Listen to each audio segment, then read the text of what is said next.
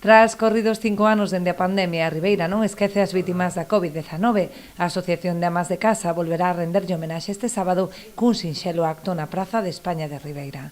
Dará comezo ás 6:30 cunha ofrenda floral ante o monumento en recordo das vítimas, as intervencións da alcaldesa e da presidenta das Amas de Casa e un minuto de silencio. Esa tristeza, ese pesar, esa agonía de tener a alguien que quieres y que no puedas estar a su lado para darle el último adiós, para decirle que todo va a estar bien, que le quieres, que lo vas a recordar toda la vida, creo que es muy importante.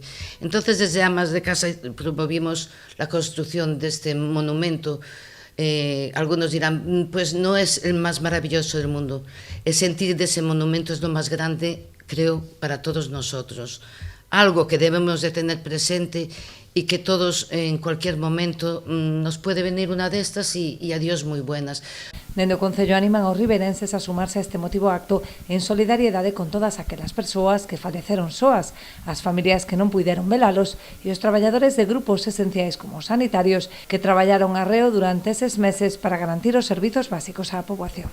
¿Por qué animamos y asistir? Pues lógicamente para poner, como he dicho antes, en valor la memoria de las víctimas y también, segundo, también diríamos mostrar esa cercanía por los familiares de las víctimas.